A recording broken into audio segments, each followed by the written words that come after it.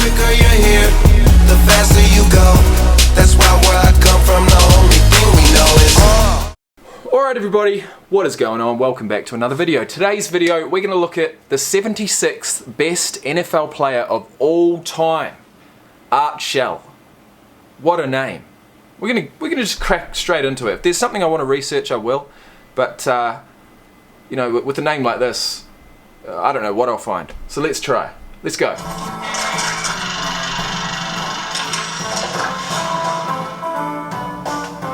I spent 25 years with the Oakland Raiders, and other than Marcus Allen, Art Shell is, in my opinion, probably the best player of the Raiders. Is that him? Other than Marcus Allen, Art Shell is, in my opinion, probably the best player the Raiders had. And that's saying a mouthful, because there's a lot of them. Think about Ted Hendricks and Willie Brown. Best player in Raiders history. You're drafting. You're going to start a team and you're drafting. You say, okay, who do I take after Marcus Allen? Big Art Shell. And we're mighty happy we did, because San Diego had a big defensive line. They had Ladd, Faison, and of course that bunch in Kansas City, Jerry Mays, Buck Buchanan. That guy's huge! Hall of Fame left tackle Art Shell was drafted to stop the best defensive lineman of his day. For 15 seasons, his greatness was a reflection in a mirror. It was measured by the success his opponents didn't have. I always thought one of the guys that changed the game of professional football was Fred Dean, because San Diego Chargers started moving him around. Now it's a regular part of the defensive package. Find out who the weak sister is and put your best player on. Fred Dean was the first guy that did that, and the reason the Chargers did that was he couldn't beat Art Shell. Art Shell. He was very tough, very mentally tough, but he was also gifted athletically. He had strength, he had a great punch, he could run block. A great punch. His feet were remarkable.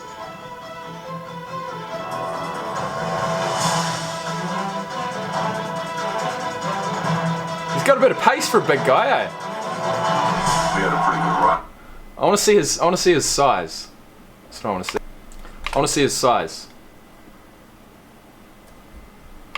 Can't be another guy called Art Shell, surely. Art Lee Shell Jr., born November 26, 1946. He's 71, 6'5", says 120 kilos here. He's got to be more there. Got to be. He played for the Raiders for his whole career from 68 to 82. What a fucking legend. He and Dwight White had some really good battles. Dwight White, and I enjoyed playing against him. One time we ran a run play, and he told me, "You won't get it again." We come back, run the same play, we gain more yards. That's the last time, you won't get it again. Our quarterback called it 6 times in succession. That's just the way it was. We were going to get ours. From the Rose Bowl Stadium in Pasadena, California, it is Super Bowl 11.